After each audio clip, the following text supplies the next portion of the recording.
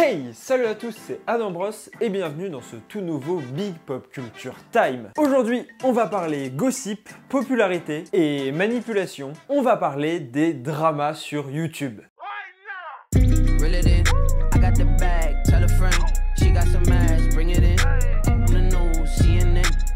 Et juste avant de commencer la vidéo, j'aimerais sincèrement vous remercier parce qu'on a dépassé la barre symbolique et assez énorme pour moi des 50 000 abonnés sur la chaîne.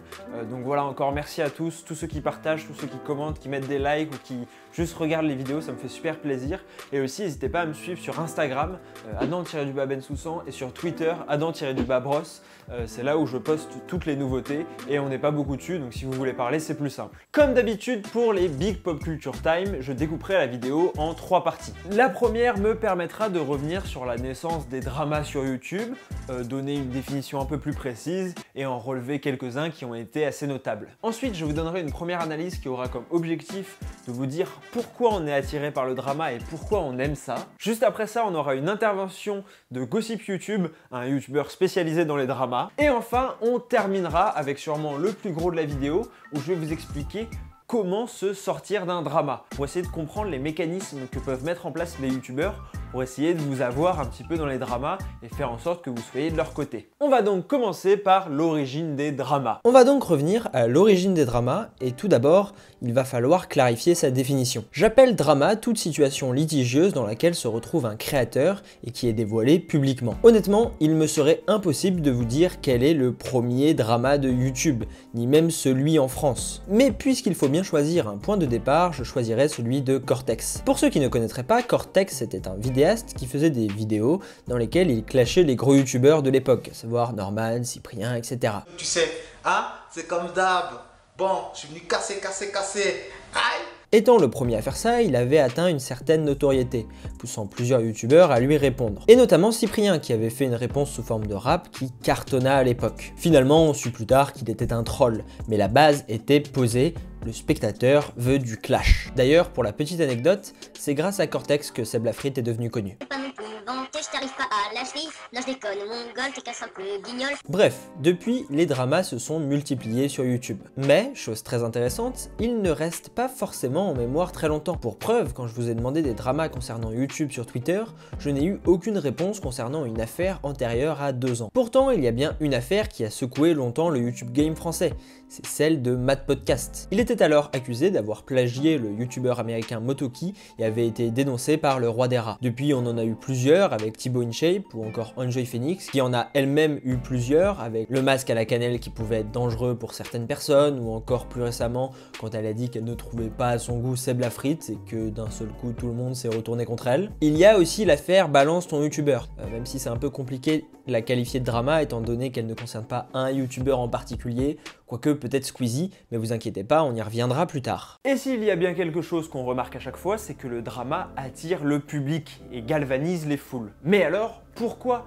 Comment expliquer cette attirance quasi innée pour les gossips et les dramas sur YouTube? Tout d'abord, c'est parce qu'on aime les histoires. Que ce soit des films, des livres, des séries, on est tous accros à la narration. Et la narration du drama ou du gossip est encore plus efficace car elle est directement ancrée dans la réalité. Donc la projection qu'on fait est beaucoup plus simple parce que c'est vrai ce qui se passe. L'objectif est évidemment qu'on se dise ce qu'on aurait fait à la place de la personne concernée. Ce qui est tout à fait illusoire parce qu'en réalité, on n'a qu'un point de vue et qu'une partie de la vraie histoire est limite condescendant. Parce que ça voudrait dire qu'on pourrait mieux choisir que la personne concernée les choix de vie qu'elle fait. Parce qu'effectivement, le drama nous rassure aussi. Il nous permet de nous conforter dans nos choix de vie, de nous dire que notre vie est pas si terrible que ça. Quand on voit Lena se faire tromper par son copain, on ressent pas du plaisir en l'apprenant, qu'on l'apprécie ou pas. Mais il y a un côté de nous qui est rassuré et qui apprécie cette nouvelle parce qu'elle nous permet de nous dire que notre vie, elle est pas si nulle et que même si Lena a l'air de faire des voyages partout dans le monde, elle a aussi des problèmes que nous-mêmes on rencontre pas. Enfin, dans le cas de YouTube, alors c'est pas toujours le cas, mais très souvent c'est le cas, il s'agit souvent plus du créateur en question que du contenu. Par exemple, l'histoire avec Trash, qui est donc un collectif qui s'est séparé il y a une semaine, c'est en fait entre les individus directement qui s'embrouillaient. C'était pas le contenu de la chaîne qui était en question. Et l'envers du décor a toujours intéressé les gens. On veut connaître les secrets des gens auxquels on s'identifie tous les jours quand on regarde leurs vidéos. On a pu le voir notamment avec l'exemple de la Team LA. Pour rappel, il y a eu des embrouilles entre eux, mais complètement du côté personnel, pas du tout sur les vidéos. Mais les vidéos qui relatent ces faits ont fait beaucoup plus de vues que la moyenne de leurs vidéos habituellement. Pas pour relancer des dramas ou quoi, j'aimerais vraiment que cette vidéo clôture justement le sujet ou les sujets qui me concernent. C'est aussi un moyen de les rendre plus réels et plus humains. Lorsque l'on suit un youtubeur à travers ses vidéos, on n'a que l'image qu'il renvoie, souriant, sympathique, érudit, et cette image peut être perturbante, car il n'existe personne au monde qui soit uniquement comme ça.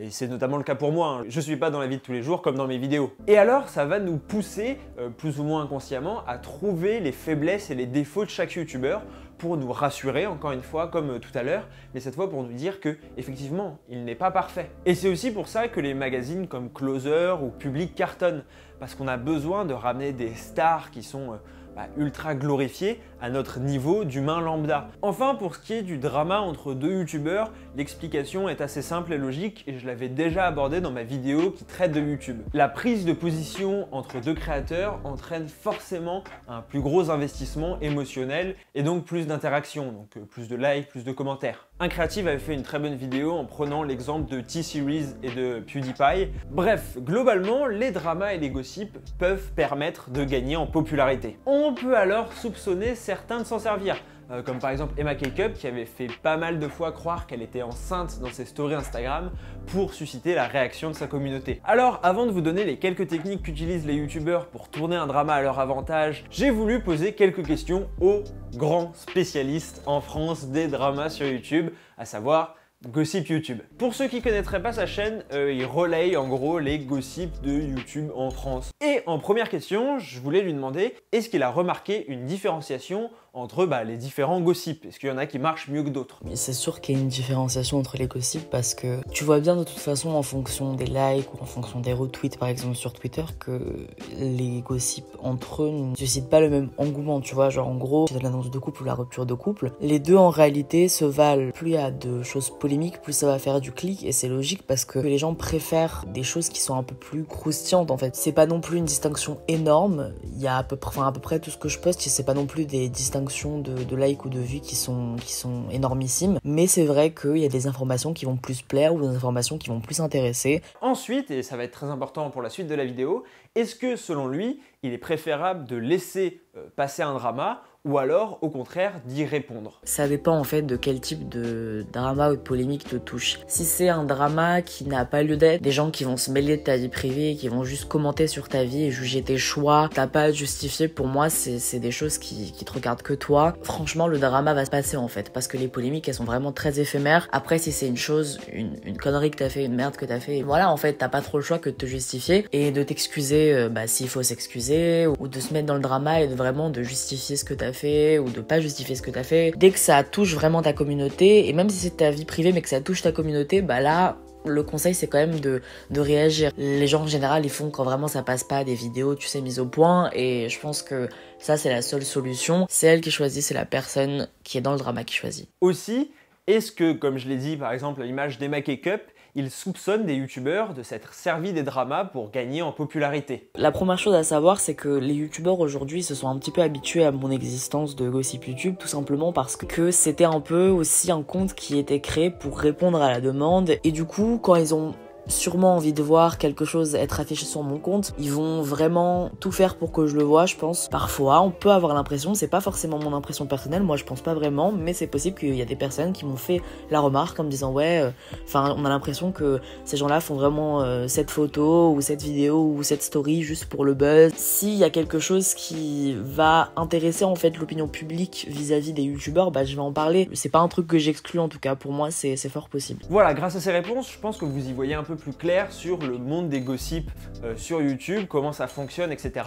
N'hésitez pas à aller voir sa chaîne et à vous abonner. Il fait ça vraiment bien, avec beaucoup d'éthique, et c'est ça que je trouve très réussi sur sa chaîne et c'est pour ça que je la conseille, mais il essaye au maximum de rester neutre. Vraiment, je vous conseille sa chaîne, c'est vraiment de bonne qualité, n'hésitez pas à aller voir. Et donc on l'a vu, Gossip YouTube, lui, fait une distinction entre les dramas liés à la vie privée et les dramas liés à la communauté et à la chaîne pour ce qui est de la communication liée à ces derniers. Et clairement, ça peut être une méthode. Vous pouvez refuser de communiquer sur les dramas qui concernent votre vie privée, mais accepter de communiquer sur ceux qui concernent votre contenu. Mais je vais vous proposer une autre méthode qui est peut-être plus ou moins efficace, ça c'est à voir, mais qui est, c'est vrai, beaucoup plus cynique. Et j'aimerais d'abord citer Machiavel dans Le Prince. Alors, Le Prince, en gros, de Machiavel, c'est un livre dans lequel il explique comment un prince peut rester au pouvoir et doit rester au pouvoir et il donne des petites techniques au prince pour rester au pouvoir. Et là, ça va être un peu la même chose, mais on va transposer ça pour un youtubeur. Il faut imaginer que le youtubeur, c'est le prince et qu'il doit donc rester au pouvoir, à savoir garder ses abonnés. Machiavel n'hésite pas à dire que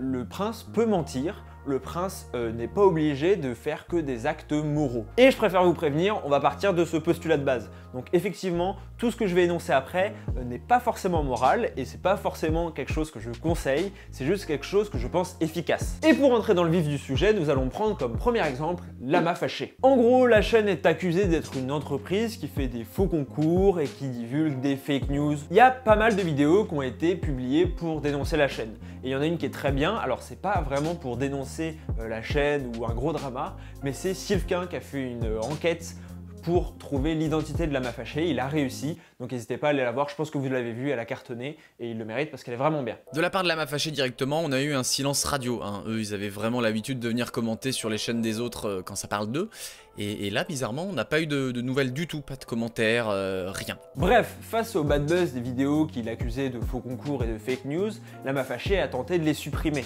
En vain, à chaque fois elle revenait, puis l'entreprise a décidé de ne pas répondre. Et ça peut paraître suicidaire parce que on peut se dire voilà, c'est un aveu, ça montre que finalement les autres ont raison et donc sa communauté devrait logiquement se retourner et se désabonner massivement puisque la chaîne pratique les fake news ou les faux concours. Et ça n'a pas été le cas. Eh bien tout d'abord parce que la communauté de Lama Fâché est très jeune et regarde surtout les vidéos qui sont dans sa page d'accueil et ne va pas aller par elle-même chercher des vidéos qui traitent de Lama Fâché. De plus, une vidéo qui démontre des arnaques, des faux concours peut être assez complexe. Et quand on a 8-9 ans, on n'a pas envie de passer 20 minutes à regarder un mec qui nous dit « Alors là, en fait, c'est un faux concours parce que dans le règlement YouTube, c'est interdit, ça nous intéresse pas. » Et au contraire, en répondant, Lama Fâché aurait pris le risque de mettre au courant plein d'abonnés qui ne le sont pas. Et c'est là, selon moi, que le calcul est super important à faire. Par exemple, pour l'histoire de Vodka, qui date donc de la semaine dernière, où globalement son organe génital a fini en story Instagram, il aurait été bête de faire une vidéo sur YouTube, sachant que sa communauté qui le suit que sur YouTube est pas vraiment au courant. Le mieux est alors de répondre uniquement sur le réseau social concerné.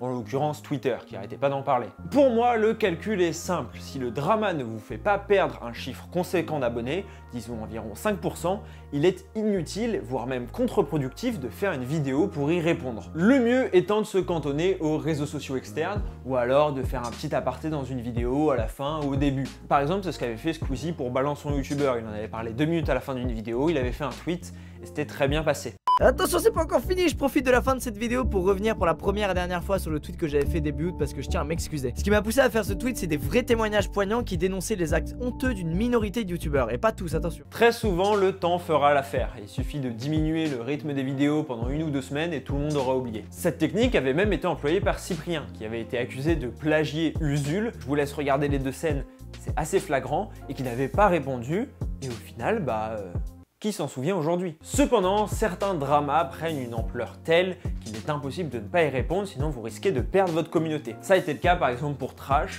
ou même pour Emma Cake-Up, ou pour Logan Paul. Bref, vous l'aurez sûrement remarqué au vu des dramas qui ont déjà eu lieu, ce qu'il faut privilégier, c'est la sobriété. Pas de grande mise en scène, pas de beaucoup de montage, une miniature vraiment très simple, voire simpliste. Comme ça, on a l'impression que c'est pas préparé et que juste vous disent ce qui vous passe par la tête et donc il y a moins de chances que vous ayez préparé un mensonge dans la tête des gens. Aussi, très important, le youtubeur doit vendre le « faites-vous votre propre avis » aux viewers. même si en vrai il pense complètement le contraire. Ça mettra directement le viewer dans une position où il n'a pas du tout l'impression d'être manipulé, parce qu'il se dit bah voilà, même le youtubeur me dit que je dois me faire mon propre avis, donc c'est que finalement il veut mon bien. Pas du tout, hein. Les youtubeurs peuvent vous dire faites-vous votre propre avis et faire une vidéo de 15 minutes où ils font pas du tout en sorte que vous fassiez votre propre avis, hein. Donc faites vraiment attention, il y en a plein qui font ça. Aussi, les youtubeurs vont pas hésiter à rappeler qu'ils sont humains et que tout le monde fait des erreurs. Et c'est totalement vrai et totalement légitime.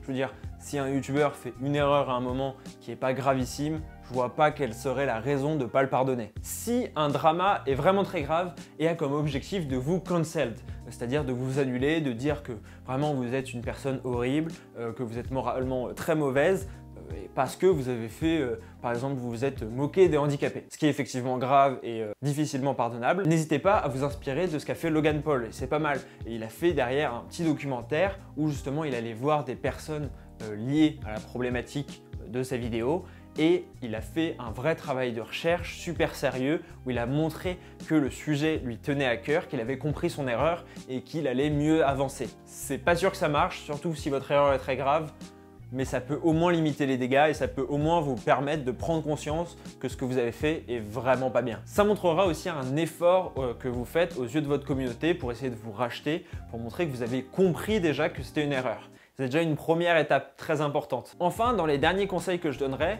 on a vu tout à l'heure que l'antagonisme permettait de faire monter un peu votre taux de réaction, etc.